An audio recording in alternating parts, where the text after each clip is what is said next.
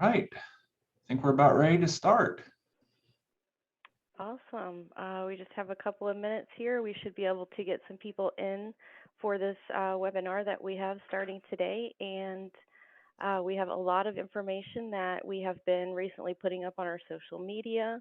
So if you are currently joining us and you have not yet, make sure to follow us on Facebook, Twitter, and of course YouTube. We have all of our webinars on YouTube, so you can always watch those later if you are not able to watch them now. Mhm. Today we have a very informative webinar that Henry has put together, and hopefully we'll give y'all some information regarding what you should expect to pay for your IT support, and with that, what is included in that, and give you some details on what we can do to help y'all. So, with that being said, I will pass it over to Henry, and we'll go ahead and get started today. Very cool. Well, thank you, Stephanie. We do have just another minute or so before the top of the hour, and we want to definitely wait a little bit before we get completely rolling. Although we've got so much information, I am really excited about this presentation. We've never done this before, sit down and really expose the back end kind of calculations and what our costs really should be. So I think this is going to be a fun conversation. Got to be honest, I'm a little nervous about kind of exposing how the hot dogs are made in some ways, but it's going to be a great time. Stephanie, is there anything that you've recently done or that you've got coming up on Facebook, Twitter, blogs or whatnot that people really need to know about? Yeah, of course, we're always putting out content basically 5 days a week. There's our Tech Tip Tuesdays are going on all the time. Of course, it is Cybersecurity Awareness Month for October, so we have been putting all kinds of tips on there about password protection, MFA, things like that. We do have our past webinar and our tech talks that we've recently done are on YouTube, and those links are also on Facebook and LinkedIn and everything else, of course. And then we do have some papers coming up, some little short papers that will give you some additional information about how to keep your company secure in this environment that we're living in, especially for healthcare in 2022. It is going to be a great year, but for hackers, it is probably going to be an even better year. So hopefully, we are here to help y'all keep your businesses secure and protect against everything that we could possibly protect you against. But we also just got a bunch of new marketing stuff in, some new mouse pads and things like that. So if anyone would like some freebies, just send me a email at ask@tks.la and I will get some freebies out to y'all.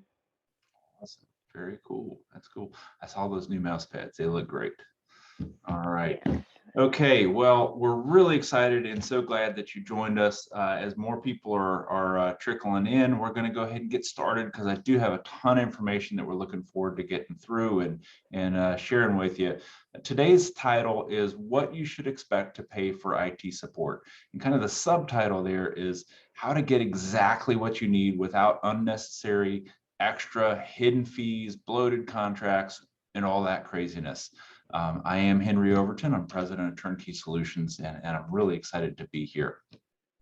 Today, at a very summary level, I want to let you know what we're going to be covering.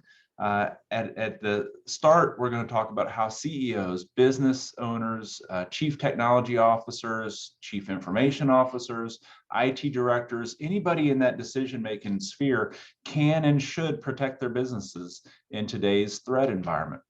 We'll also cover kind of the three most common ways that IT service companies, such as ours and different competitors around the country, charge for their services and the pros and cons of each approach. We're going to look at a common billing model that puts 100% of the risk on you, the customer, when buying your IT services. And we'll show you what it is and why you need to really work hard to avoid it. And last, we're going to cover how to make sure you know exactly what you're getting to avoid disappointment, frustration, and the inevitable added costs on what you didn't anticipate. Kind of summarizing all that, though, ultimately, what we're going to walk through today is how to get exactly what you need without the extras. versus taking a crazy random haphazard approach and just responding to every sales pitch kind of out of fear, uncertainty, and doubt, which is unfortunately what most businesses do. Before we get started, let me dig in a little bit just in kind of summary of who I am and why I feel like I've got a lot to share with you. I've been an IT business owner for 22 years. We started this in 1999. I'm deeply involved in the planning, directing, implementing of IT departments, systems, software, designing networks for hundreds of clients across the United States. We don't just serve Louisiana, although that is our kind of our target market, and that's where we've grown up and it's where we live. But we've really been blessed to work across the US for the last long time now. We've had extensive experience in working with HIPAA really for the majority of the duration of Turnkey Solutions existence. And what that's led us to and led me to is a lot of experience around cybersecurity, business continuity, helping protect data and protect businesses in those kind of heightened threat environments. I'm also a Louisiana native, graduated from LSU. If there's any Mississippi State folks or others, forgive me for that, but I've got degrees in education, psychology, computer science. So I know a little bit about a few things, and I'm really excited to share with you. What I'm really excited though is kind of where Turnkey Solutions brings value to the conversation. We did start in 1999. We've been doing this for a little bit. And our focus right out the bat was on being kind of a single, no fingers pointed solutions provider. We really wanted to be able to bring to our customers a single point of contact, a quote unquote turnkey solution. We made the switch to doing primarily managed services around 2006 for reasons that we're going to talk about in just a minute. We've got offices across Baton Rouge, Metairie, and Dallas, and we've got 24/7 staff nowadays supporting our clients, again, around the US. Most of our business, about half, is healthcare or a covered entity, and almost 100% of our clients nowadays are highly security and compliance regulated industries. So this is, led us to being very clear with our clients that keeping them secure and providing amazing customer service are kind of equal and constant goals for us. And we have to do both to be able to meet our mission statement. So kind of getting down to what further deliverables are, what I wanted to show you is some of the things that we've promised at the beginning of kind of talking about the webinar. Is we've got two really powerful resources that I want to make sure that you hang on till the end and get a hold of these, because they're very, very powerful. First is a report that I wrote on basically how to interview an IT department candidate, and for the IT department, how to communicate back to the CEO about like what you do and what's important and why they should value what you do and what you bring to the organization. And the second is our Cybersecurity Essential Resources Guide. It's got a ton of resources updated just recently for the organizations that want to do some of these more in-depth resources or services in-house. It's got a ton of resources that we'll talk about today that our technicians constantly reference for our clients as we go through serving them. So stick around to the end and we'll show you how to get a hold of those to get a copy of those for yourself. So that said, a little details kind of about the world we live in, I think are relevant because we're going to talk about costs for tools, and we got to know why we even need those tools. We're going to talk about services and what they cost or what they should be costing. And it's important to know why we're even having the conversation about buying some of these things. So there's just thousands of hacks that happen on a space of about a month or so that pop up in our news feeds, and it's often hard and challenging for me to focus the conversation around one or two. So we could talk another 24 hours or so about all the different hacks that I'm aware of, but I really want to focus down on two that you're probably aware of. The first is this massive Microsoft email server breach that happened kind of at the beginning of 2021 into 2020. The estimates were that between 30,000 and hundreds of thousands of Microsoft Exchange servers were hacked. And the basic idea is that they were running really well. They were running just fine, but there was a hole in the services of one component of the software that allowed hackers to get in, plant some tools, and expose the rest of the network to their employees, to their teams, and pull out data, breach emails, get files into the rest of the network. It was a really gross thing. As of right now, we are still seeing clients come to us, new customers coming to us that occasionally have remnants of this hack. And that's been almost a year now. The hack was roughly called kind of the Hafnium hack. So that's kind of the common name where it came through. And one of the most appalling things about this hack was the timeline by which it occurred. And it's really important, even if you're a CEO and don't really care so much about the technical bits, it's really important. I'm not going to dig into tech, but to understand how this spread over time and what the attack plan was from the hackers. Without going into an insane amount of details, you can notice that the hack was first discovered somewhere around October 1 of 2020. The weakness was first reported to Microsoft by some good researchers that said, hey, you've got this hole. October 1 of 2020. From there, October 1, now remember that, it's over a year from today. What happened is it was not until January 6th that Microsoft even acknowledged that there was a vulnerability. And it was not until March 9th that they published a fix for that. So that was a massive time frame, 5 months from when the good guys reported the problem to when Microsoft released a fix for it, during which time the hackers had free reign to attack any Microsoft Exchange email server that they could find. So that's an incredible time frame, and it paints a little bit of the picture of the process whereby hackers are able to not just hop in overnight and attack you, but they're taking their time. Another thing, another hack that happened recently, everybody was aware of this in one way, shape, or form, was the Colonial Pipeline attack. At some point in the past, we don't really know exactly when, there was a password for an account in the Colonial Pipeline company's systems that had some administrative privileges. Now, this account did not have what's called multi-factor authentication turned on for it, and it was no longer used. And the system administrators had just kind of abandoned that account.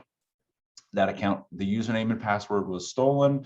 It was breached somehow or another, and the hackers that stole the password sold it on the dark web. Somebody bought it. The person who bought it, or the organization that bought it, somewhere between April 29 and May 6, they connected to the network through an unsecured VPN and stole about 100 gigs of data in about 2 hours.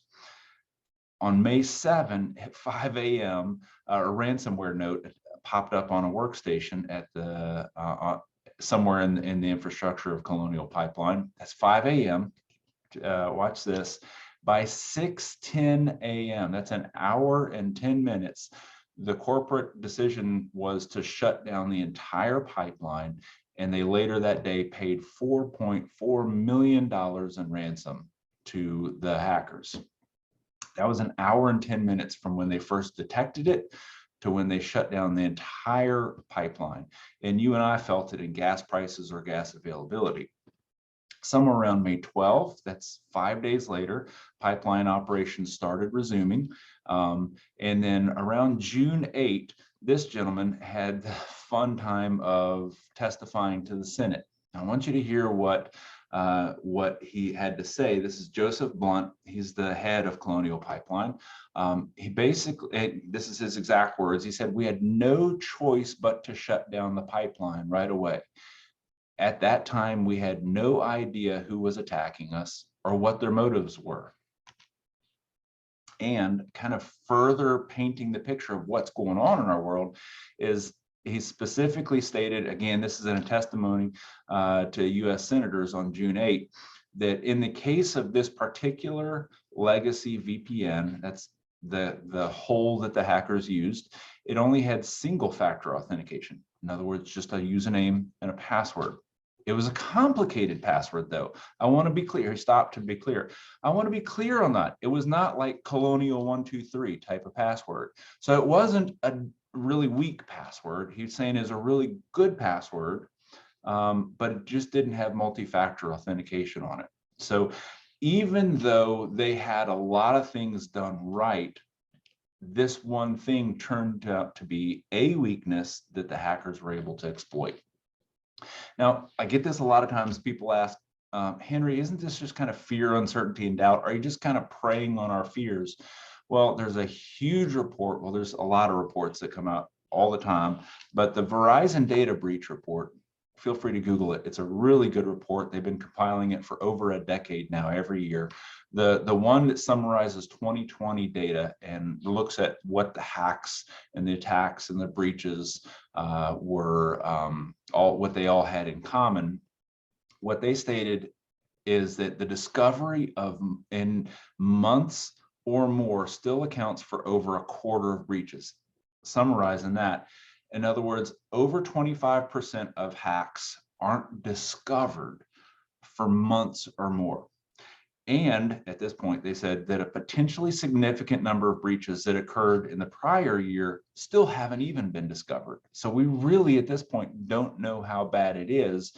And there's organizations out there like Colonial Pipeline that have good passwords, but not all the other current protections that we're recommending that have been breached, and we just don't know about it.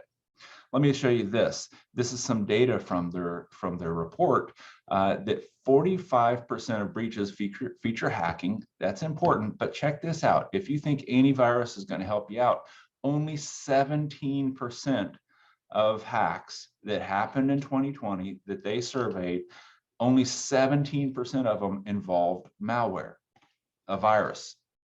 So 17% of them involve malware. That means 83% of the other hacks did not involve malware. So that's an important consideration as we continue this conversation.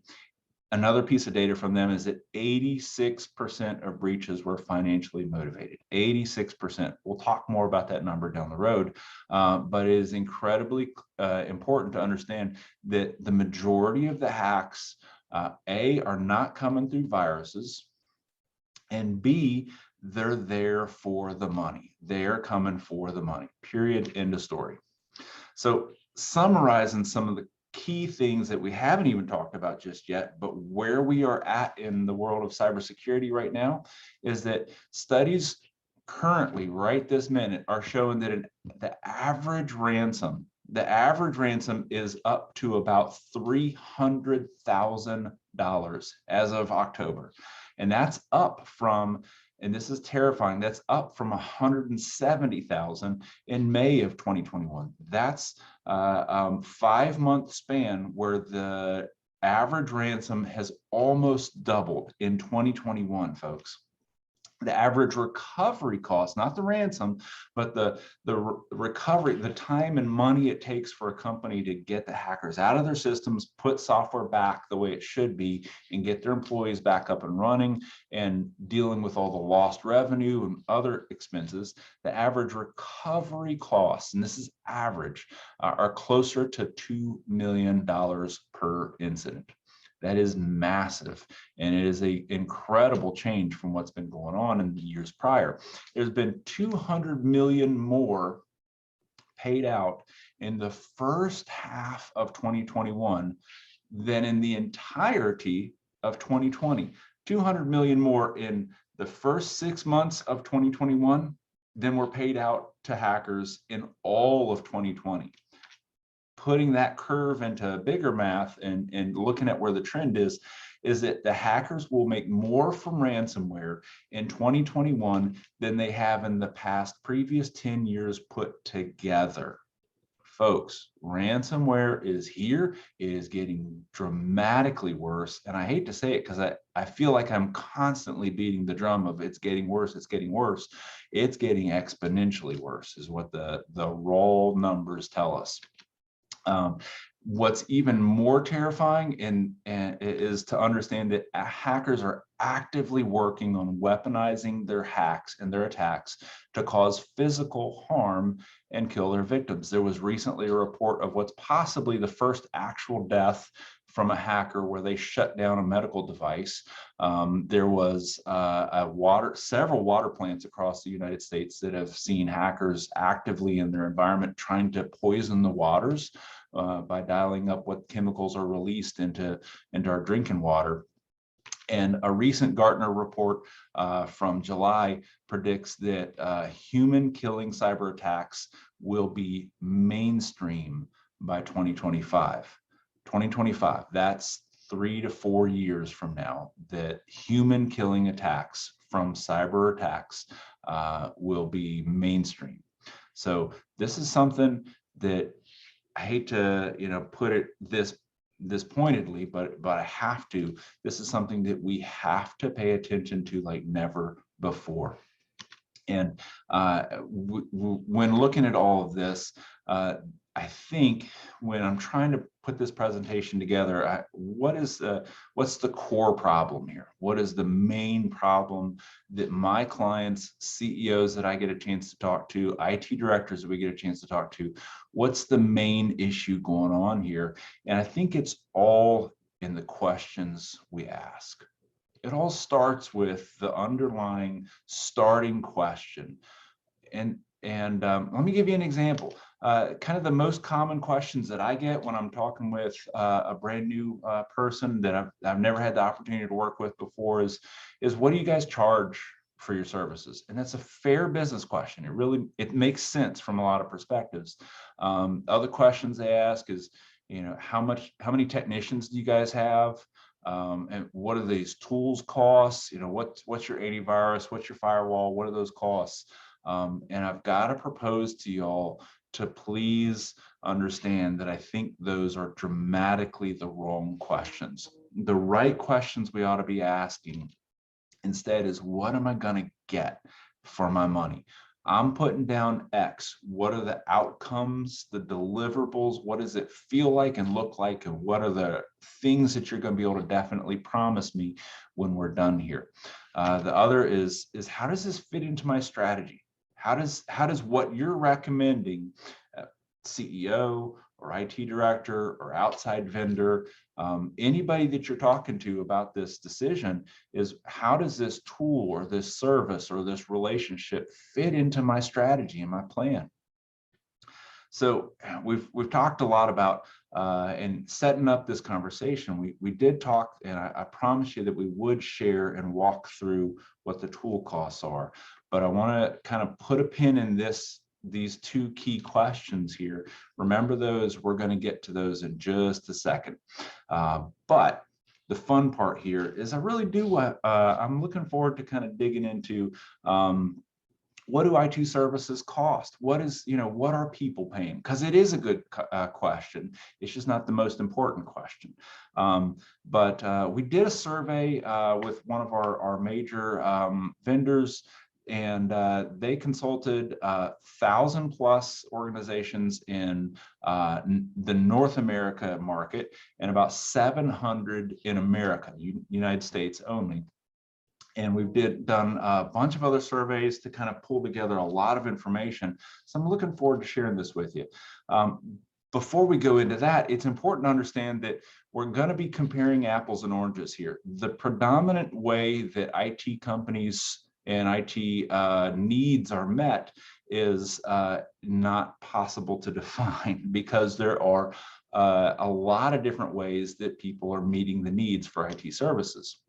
The most common that large organizations use is as their primary factor is often in-house IT. And we see that a lot in organizations with a lot of employees and or really complex systems or highly customized programs. It's not uncommon to see an in-house organization. That, by the way, is about half of our clients have in-house IT departments, and we work just directly with them. The other is a really common old school model of getting services for your organization around IT is what we call time and materials, or break fix is another common term for it. This is the one model that I'll circle back to in a second, but it is a phenomenal deal for the technician. We used to be a break fix shop when we first started. Somebody says there's something broken, you go out, you bill for every minute you're there, and you leave. I'll tell you this, though, there's no incentive for the technician to permanently fix the problem. That's the downside of it. Managed IT services is the third kind of more common model that we're seeing, especially in organizations that are already kind of prepared for outsourcing some components of their organization.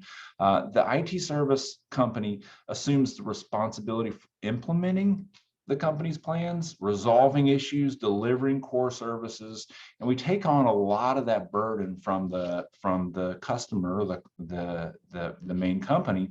But I underline and kind of bolded and highlighted and italicized implementing. We don't legally assume the accountability for what happens at that company. If you're outsourcing your security to an organization and you get hacked, ultimately the CEO at your company is going to have to make some answers for what happened. So it's not a transfer of 100% of the accountability. And that's an important thing to understand. Software vendor supplied IT services, i.e. like QuickBooks. If you use QuickBooks Online, then you can call QuickBooks for tech support. Where that kind of breaks a lot and pretty quickly is when there's anything that goes wrong that they can't quite solve exactly and super fast, they almost immediately punt to saying, okay, somebody from your IT department needs to look at this. And a lot of our clients, when they first started, they didn't have an IT department, and they would get that response from QuickBooks, and they said, well, I don't have an IT department. You're supposed to help me. Oh, it's not our software, it's your printer or whatever.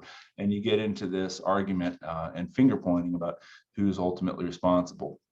So all those models, and I'm sure there's other ways that you can work. A lot of our clients use a mix of this, and a lot of companies in the world use mix and match of different kind of varieties of that service.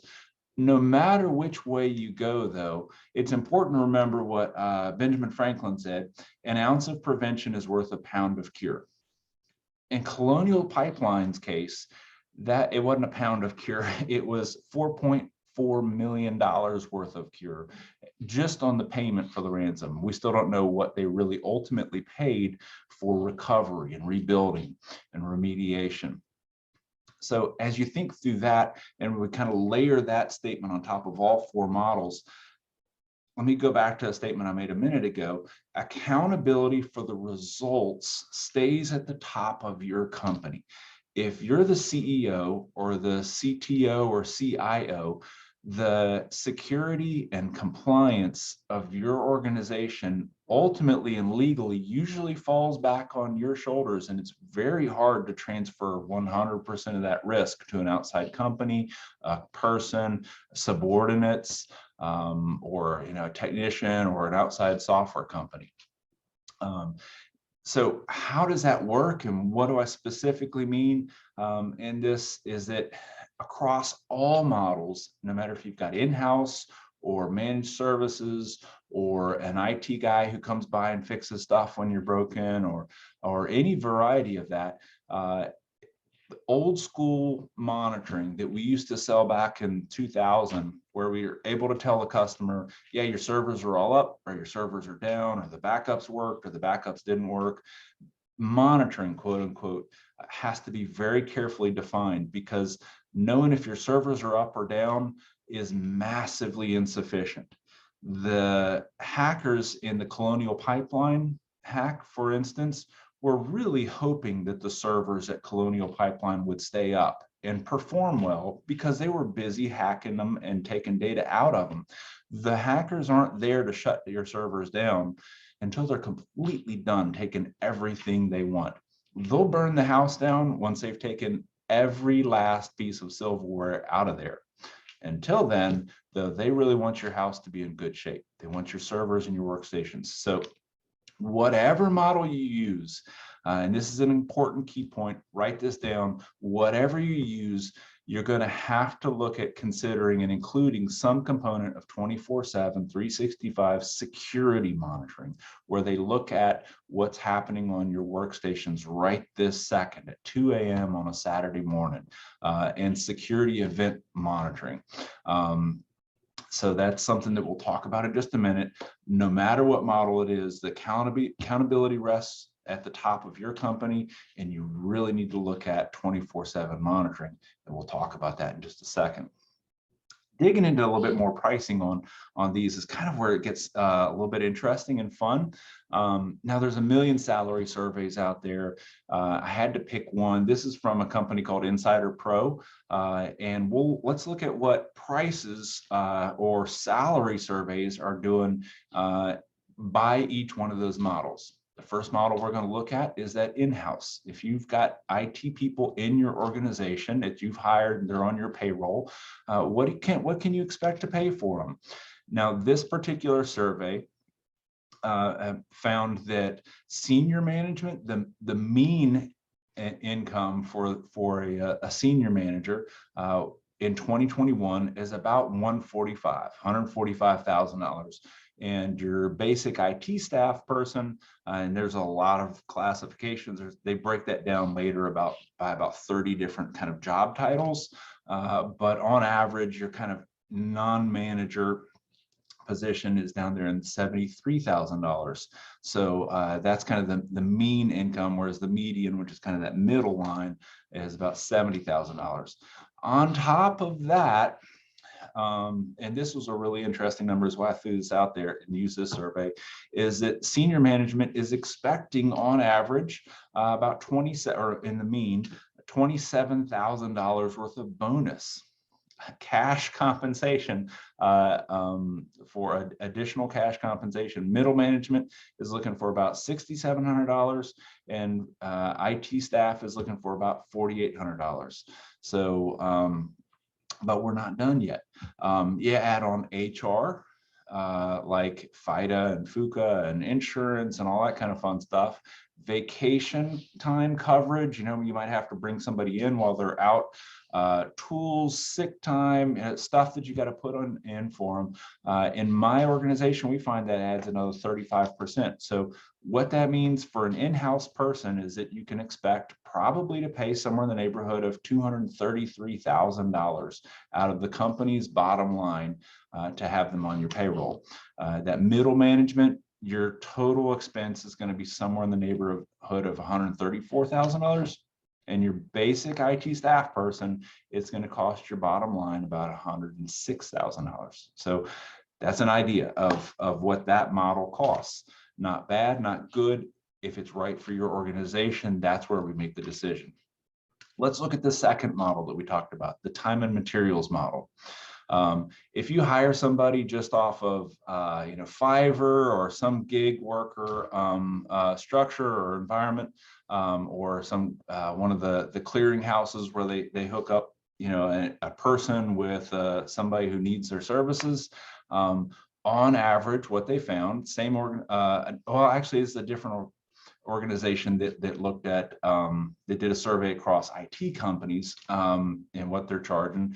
But on average, what they're finding is that costs about $109 an hour for mean, and median, again, that's kind of that middle, is about $82 if you're just going to hire somebody for, hey, look, come fix this printer and get out of the way. If you're looking at IT companies that also sell and service by the hour, about 70% of the American companies charge in the ballpark pricing of about $101 to $200 an hour. That's about 70%. There's a few out there that are really, really cheap. There's 2% of them that are significantly more than that. But the majority, 70%, are charging about $101 to $200 an hour. Excuse me. And where Turnkey Solutions is, and what we're seeing in our market, is that it's in that price range here in Louisiana and Mississippi and Texas. Most of the organizations that we talk to are priced about that. We charge by tier, so our level 1 technicians cost closer to the bottom of that number, and our most expensive experienced consultants charge closer to the $200 an hour. So just so you know, it's really powerful kind of numbers to understand and just be prepared for. I have a third model, the managed services. And again, we're just talking about what do services cost, not the tools. We'll get to that in a minute.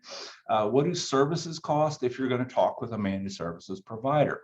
So this, again, was the same survey where they talked to about 700 managed services providers in the United States of America, just over the course of 2020 and into 2021.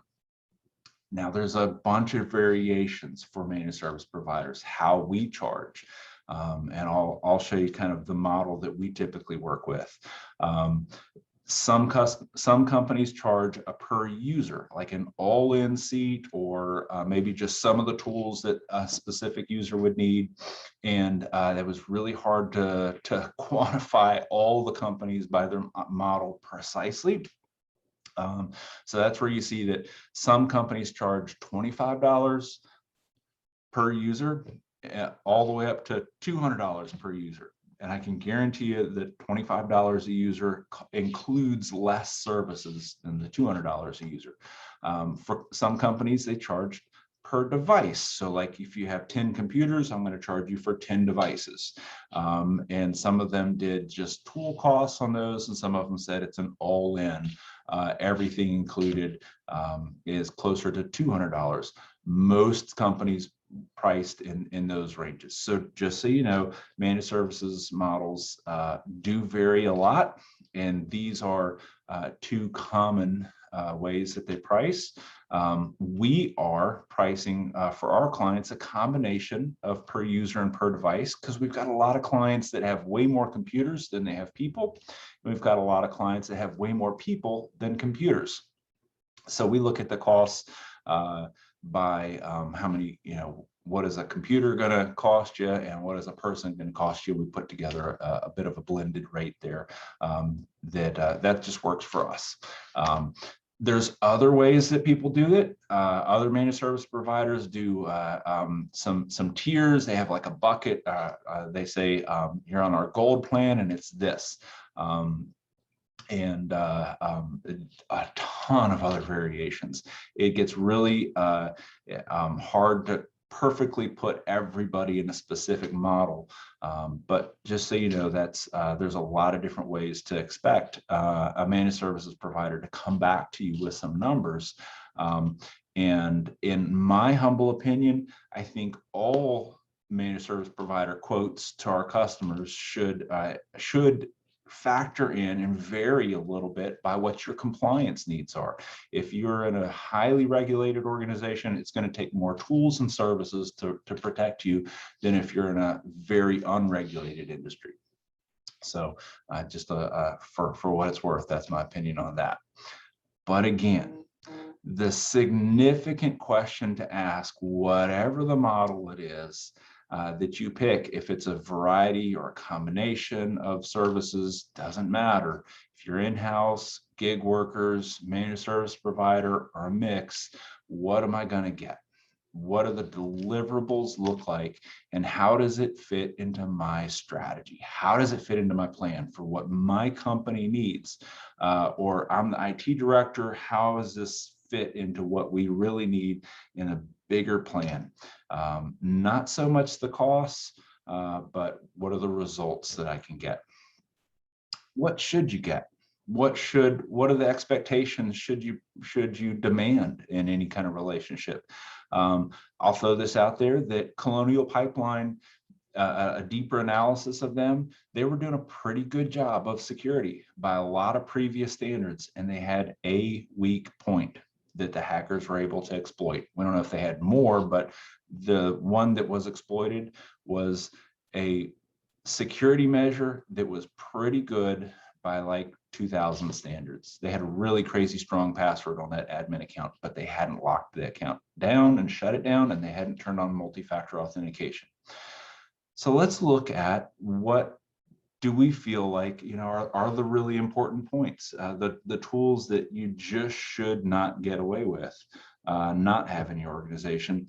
And let's specifically look at how to help you fit that into a strategy. How do we put together a strategy that really works? Well, start with what is the strategy? What's the plan? What are we going to do here? What's the goal? Really, this is one of the most awkward conversations I get into with customers all the time, because if we don't have a clear strategy, if we don't have a clear plan that comes from the corporate organization down, then we're really preparing for kind of some tense conversations where one person says we need this, the other person says we need that. The IT director says we need this, the CEO says no, that costs too much, or the CEO says I'm really concerned about this compliance mandate. Or I really think we need this tool, and the IT guy says, why do we need that tool? Because we have this other tool, and they don't have a clarity on what the underlying goals are that we're trying to meet. So if you don't have a strategy, prepare for breaches, subpar performance, possible loss of insurance coverage from your cybersecurity insurance underwriter, and spending that's just out of control. It's all over the place because it's not guided by a founding plan. Your IT department and vendors and C-suite and owners absolutely have to be on the same page about the compliance standards that you're here to meet, the security standards that you want to do, and any other goals. You've got to have them in paper, and they've got to be clear for everybody to sign off on, understand, ask questions about, and dig in. How do we do that? First off, I would say we start with your compliance requirements. I always recommend customers that they first ask the question, okay, what do I absolutely have? What am I forced to comply with? Is it HIPAA, DFAR, CMMC if you're working with the federal government? Does your state have data breach laws, which I think all of them do at this point? Are you trying to answer some questions or from your cybersecurity insurance underwriter, or maybe get a better rate from them? Those are the compliance requirements that you absolutely have to deal with. And then what should we shoot for? What's the better implementation? What's the best idea and plan out there? You don't have to come up with the plan all by yourself. That's the great news. NIST, the National Institute of Standards and Technology, and CISA, that's the Cybersecurity and Infrastructure Security Agency. That's a mouthful. And a lot of other organizations, those two are my favorite, but a lot of organizations have built out really well thought out plans for how to do cybersecurity well. It does not have to be something that you come up with all by yourself. It should not be something that you come up with all by yourself. And I strongly recommend that you should pull one of these major frameworks and say, this is the plan that we're going to abide by. We have to meet this requirement. This is the plan by which we're going to do that. So kind of going from there, once and I know that's a little bit of a mouthful and a lot to think through. We'll talk more about it in a little bit, and we're ready and glad to talk about it in detail. what does that look like, and what should you do next once you've established your plan? Well, we finally get to buy the tools, because the cybersecurity insurance underwriter says you need MFA and blah, blah, blah, blah, blah, these other things. So we finally get to buy some of those tools. Well, so when we get ready to buy the tools or the services or whatever things that you're putting together and you're going to spend money and time on, let the cybersecurity framework, either the NIST or the CISA, and your compliance mandates tell you exactly what you need. And then we can go interview vendors and suppliers and look at parts and tools or whatever. Above backup and firewall and antivirus and all those kind of things that we're used to, and if you have that conversation with people, they are very comfortable and they understand it. Above those, though, what else is required by these higher tools, or these higher frameworks? Let me dig into a few of these and show you actually what these cost. Security Operations Center, that's one that we talked about on the Benjamin Franklin slide. You need 24/7 security monitoring of your environment. EDR, some kind of endpoint detection and response tool that can tell you where the hackers went and what they did. Had Colonial Pipeline had that, they wouldn't have had to shut down the entire pipeline, because they would have known exactly the path that the hackers took and which computers they had actually touched. Processes for risk analysis and management. You have to have a written process and tools for assessing risks in your environment and being able to say, this is high risk, this is a vulnerability, we're going to take these steps to fix it. This is low risk by systems or by environments or by computers or software packages. Somehow or another, you have to have a framework for doing risk management in your organization. And those CISA and NIST tools will bring you great templates for that. Multi-factor authentication on everything that has a user account. If you've got a user account on it, it needs multi-factor. I mean everything. This is no longer an option, folks. Password management system for all users. If you have a CEO that can log into something, they need to have a password management tool that gives them strong, unique passwords that they don't have to remember, that they can use for a specific software package. And then every other package that they use, every other thing that they log in has a strong, unique, secured password. All the way down to everybody else in the organization needs to use that. And finally, zero trust. We need to get to where we can attest and understand every process, every file, every program on every computer that's running. And this is way different from antivirus. This is being able to say, I know exactly what the computers are doing, and I approve or disapprove of processes, connections, software, executions, any kind of activity that happens on the computers. One of the reasons that's really important, if you remember way back a few slides, only 17% of hacks included malware.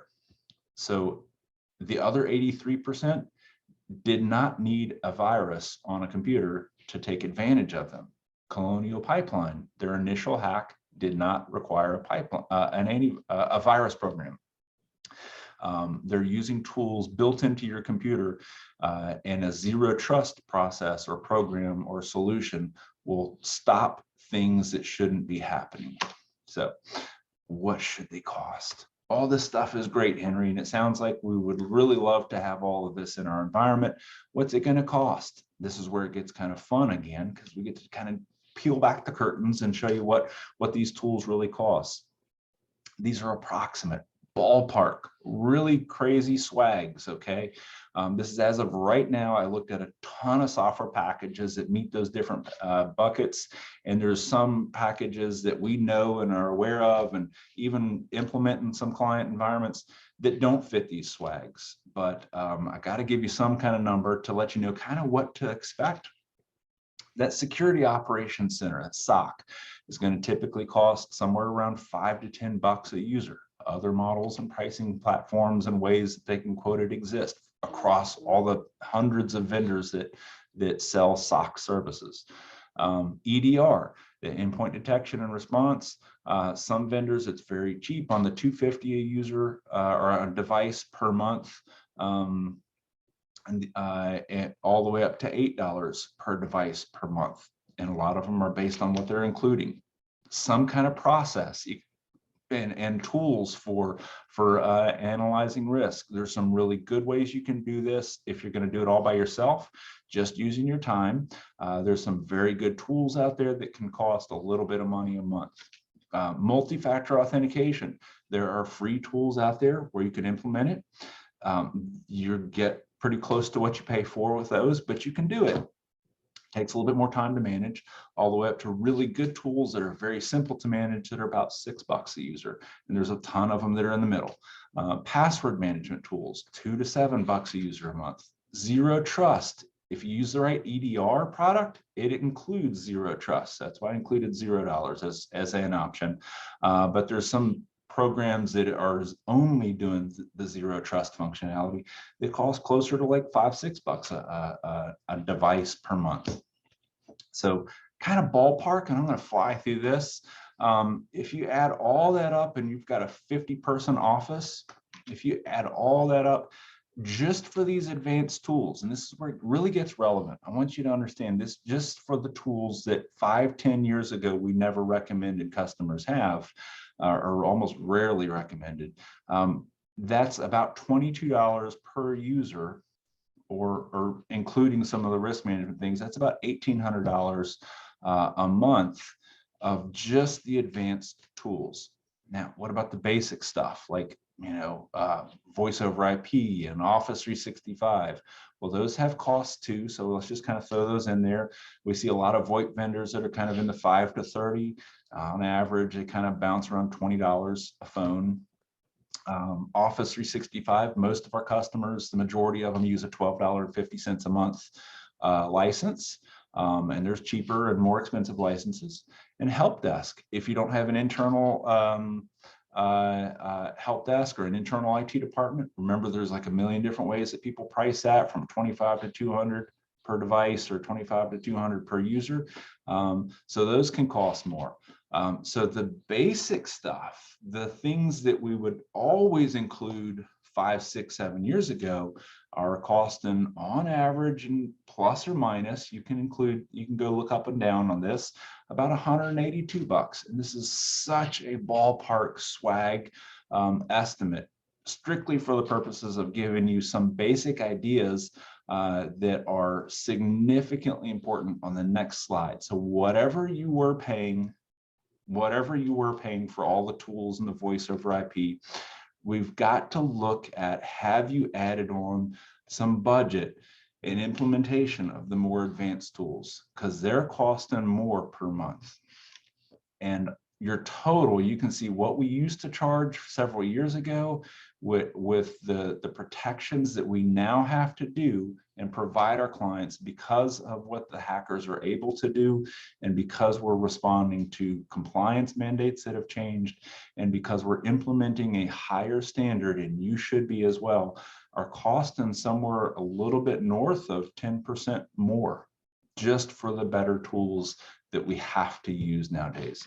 So what else haven't we addressed? What's not even included in that? Projects, whatever comes tomorrow, I don't know, things are going to change. What should you be paying if your tool costs haven't gone up? Let me just kind of summarize this. If your tool costs haven't gone up, you're very likely underprotected and underserved.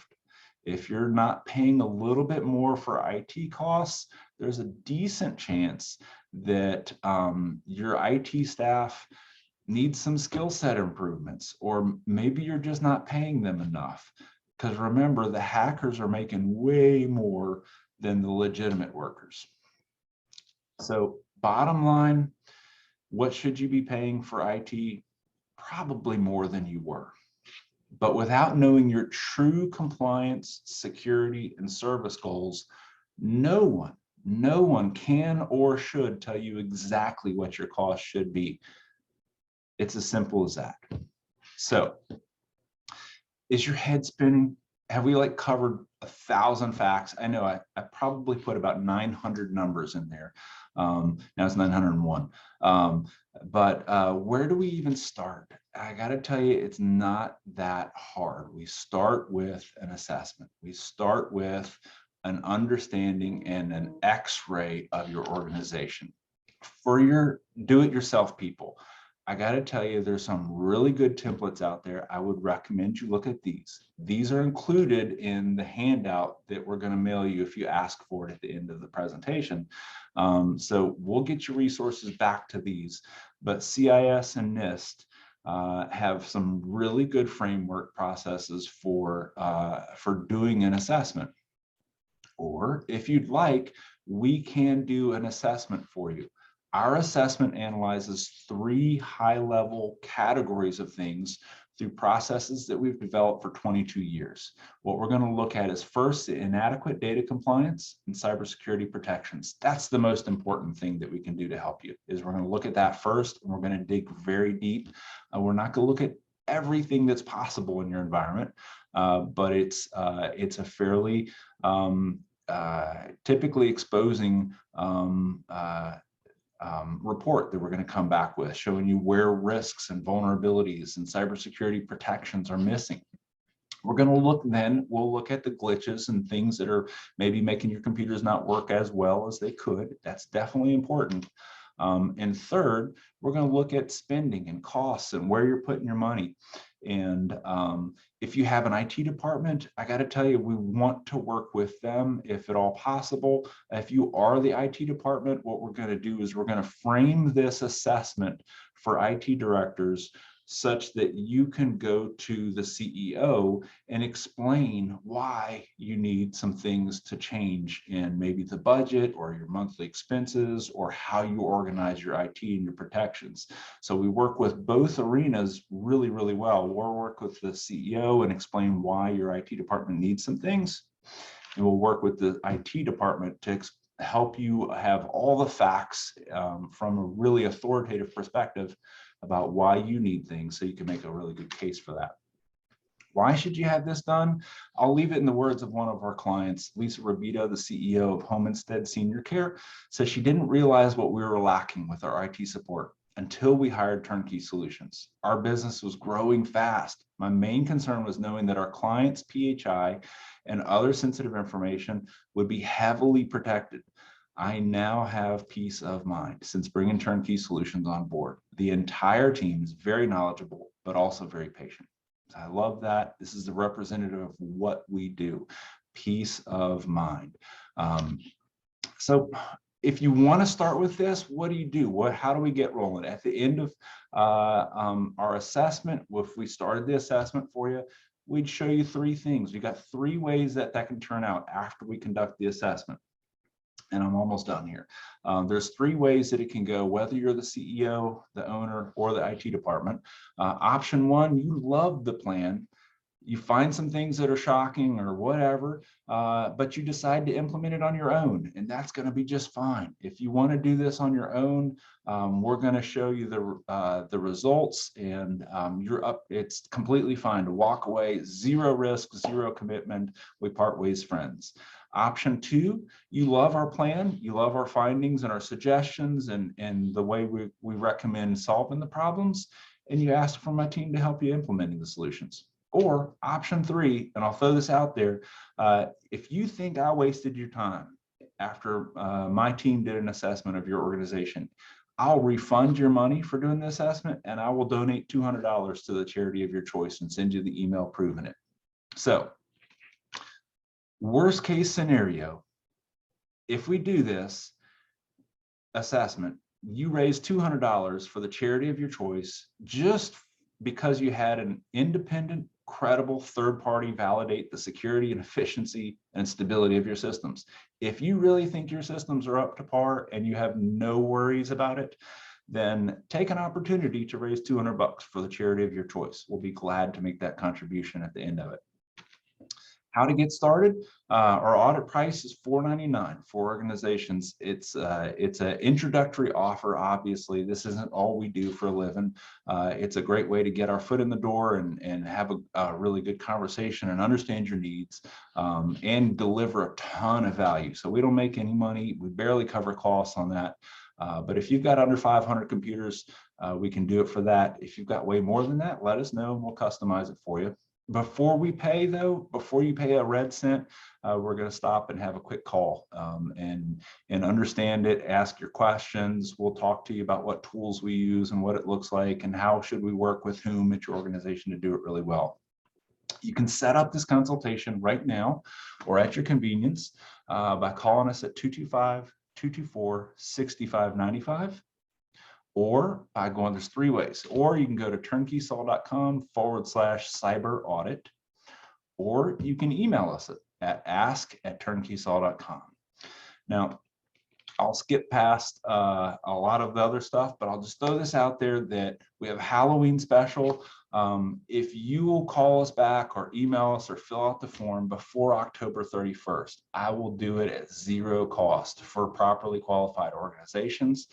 And still, if you find that I wasted your time by doing it, we'll give you $200 to the charity of your choice. So zero risk, zero investment even, for the first 4 companies. We can only do that because it does take a ton of my consultants' time.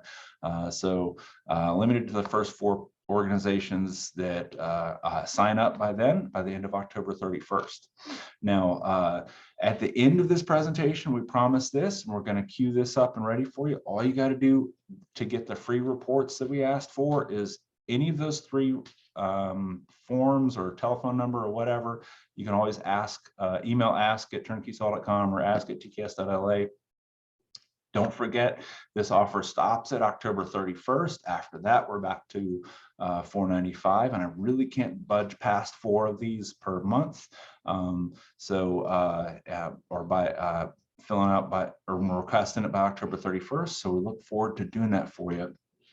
And we'll have to skip past this to respect time. I just got 20, 30 slides of people saying, here's why we really found value there. But we're going to leave it at that. I really thank you for your time. I thank you for your attention. I thank you for giving me the opportunity to kind of pull back the curtains a little bit on what things cost. I know we blew through this really, really fast. If you have questions, or you want to dig in a little deeper, any way of those contact forms, we'll look forward to talking with you. Or we've got a few minutes, we can hop on and ask questions right now.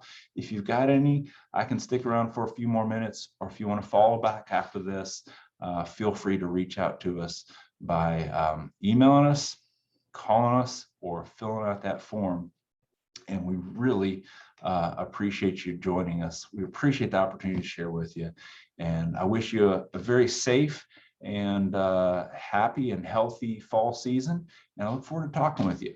With that, we're going to wrap up. So y'all have a great day. Talk to you soon.